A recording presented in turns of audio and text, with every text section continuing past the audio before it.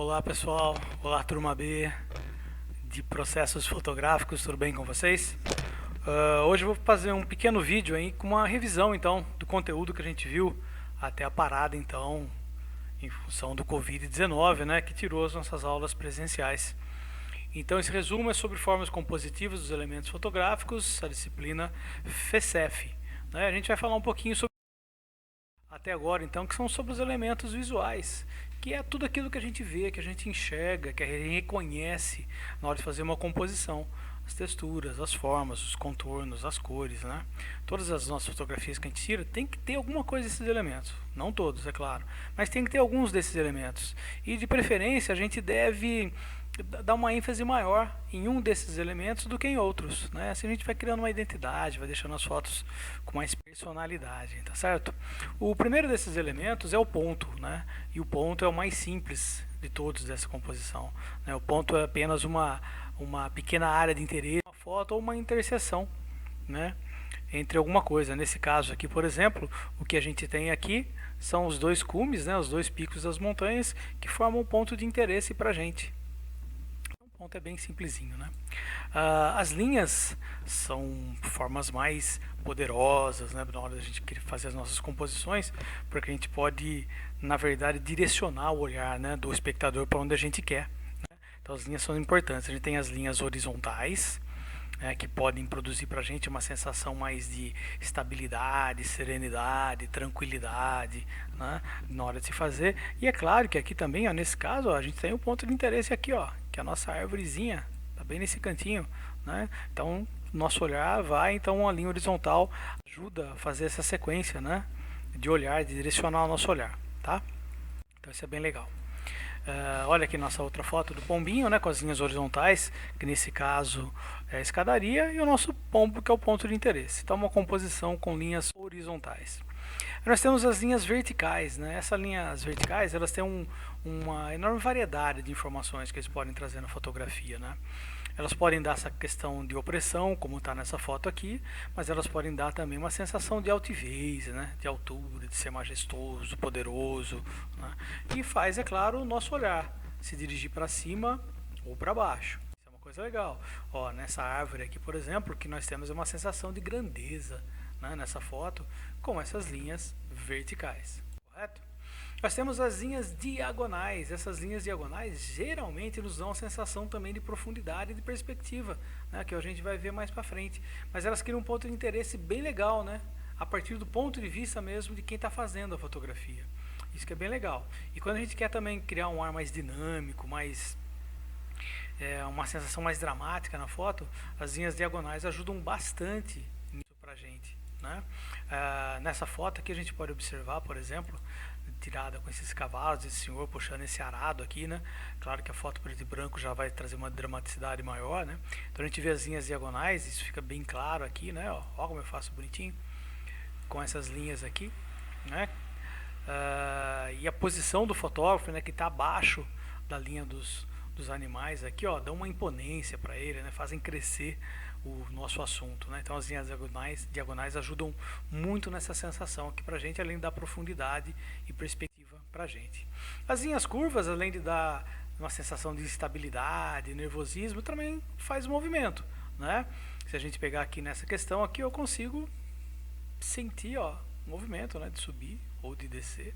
Ele vai criar essa sensação pra gente, assim como nessa foto dessa modelo na água, eu sei que esse movimento do cabelo dela gerou esse movimento aqui, embora a foto esteja estática. Então ela dá um ritmo visual para as fotografias. Isso é bem legal. As linhas curvas cíclicas estão mais relacionadas à natureza mesmo, como eu falei para vocês nas aulas, né?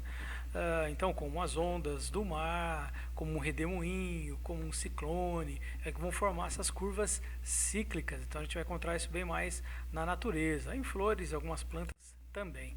As linhas curvas circulares, a gente também vai encontrar boa parte delas na natureza. Então, essas são as linhas. Sobre as cores, né, outro fator importantíssimo dentro da fotografia, né? As cores nos dizem muito, elas têm todo um aspecto psicológico, que a gente vai falar muito sobre isso também, sobre os contrastes, né? Mas as cores são muito importantes na fotografia. Relembrando um pouquinho sobre isso, quem decompôs e nos mostrou essa teoria das cores foi Isaac Newton, em 1666, nessa experiência que ele fez de decomposição da luz branca, né, que ele pegou um feixe de luz aí, num horário bem forte do Sol, atravessando um prisma, né, de cristal, e a luz que saía, né, que refratia disso, são as cores que se formam, na verdade, que é o composto à luz branca, né? Essas cores exatamente são as mesmas do arco-íris, que é o mesmo processo das gotículas de chuva e a luz do sol lá. Então ele que fez essa decomposição aí, né? Isso a gente vai entender que essas cores, é claro, elas são formadas por um certo espectro, né? Uma quantidade, tem as ondas, tem uma frequência e tudo mais dela lá, que vão formar todas essas cores pra gente, né? Lembrando então que a cor, na verdade, é um processo que a cor em si não existe, né? Ela é uma sensação, tá vendo? É um estímulo orgânico produzido pelo nosso cérebro. Então eu preciso de uma fonte de luz, eu preciso de um objeto e eu preciso de um observador. Sem isso não há cor. Então essa fonte de luz vai bater no objeto, que vai refletir e vai voltar pra gente. E através da nossa córnea, dentro da córnea tem a fóvea e lá tem os cones, né? Lembra dos cones? A gente tem mais ou menos 5 milhões de cones, são responsáveis pelas cores. Lembrando que nós enxergamos as cores no sistema RGB, Red, Green e Blue. Essas cores, quando adicionadas aqui, elas formam todas a mesma frequência, né? Nas mesmas ondas aqui, elas formam uma cor branca, então é chamado sistema de cor luz. Então o branco não é cor, né? São todas as cores na mesma frequência. E o preto também não é cor, é ausência total de luz. Já no sistema de cor pigmento, né, que foi uma forma do homem conseguir aí representar as cores luz e trazer para superfícies físicas, né, sólidas, papel, seja o que for aí, né, plástico, né, até na própria fotografia, que ele teve que fazer para imprimir essas cores, né, do sistema RGB, que tem muito mais cores do que o sistema CMYK, foi fazer essa junção, né? Então nós temos as cores aqui, que é o azul, né, que junto com o verde produz o cian, né? O verde junto com o vermelho vai produzir o amarelo e o vermelho com o azul vai produzir o magenta, né, que é o sistema de cor CMYK. Cian, magenta, yellow, né, e mais a cor preta, justamente para poder formar e fechar esse formato de cores, certo? Ele é muito importante para a gente entender o formato de impressão, né?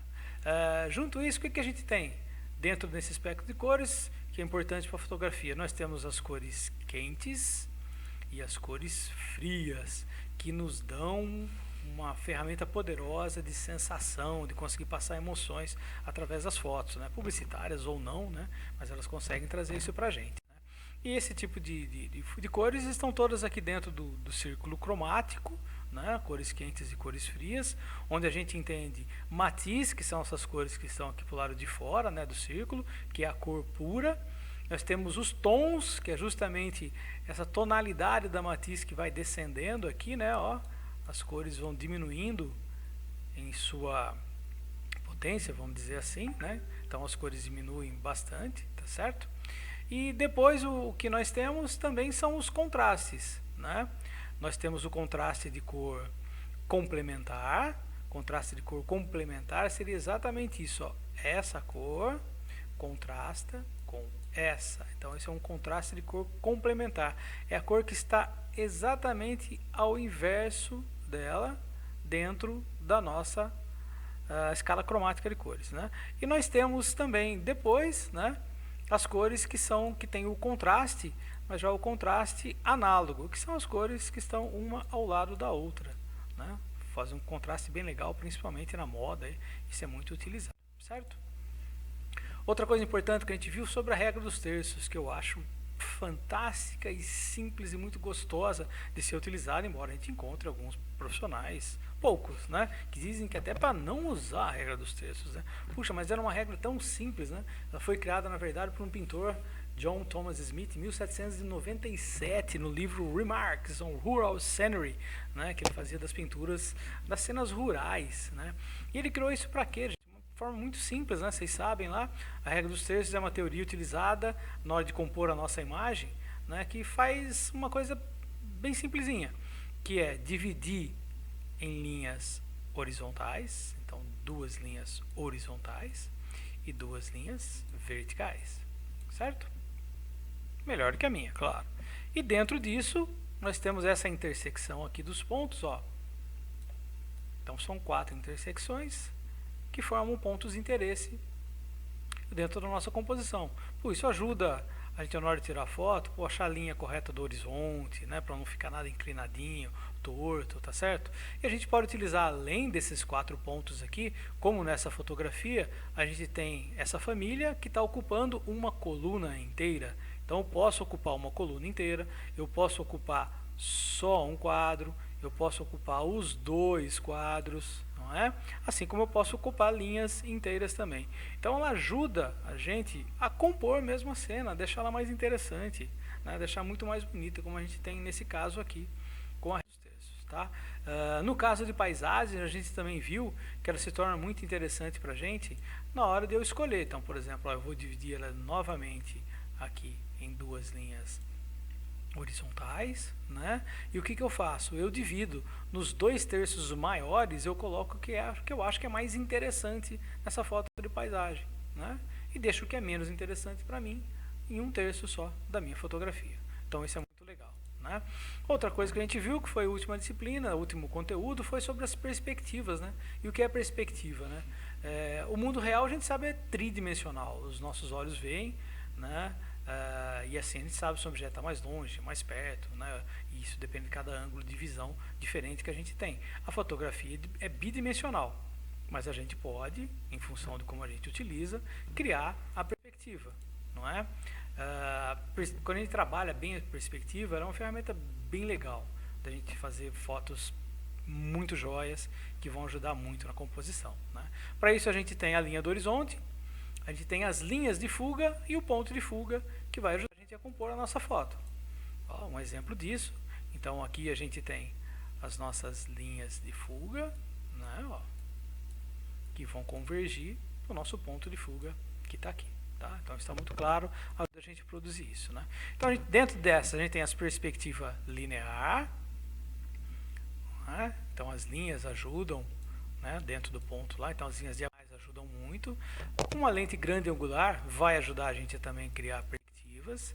A gente tem os ângulos, né? O ângulo alto, picado ou plongé, que é a foto tirada de cima para baixo. A gente tem o ângulo baixo, ou contra-picado ou contra-plongé, que é a foto tirada de baixo para cima.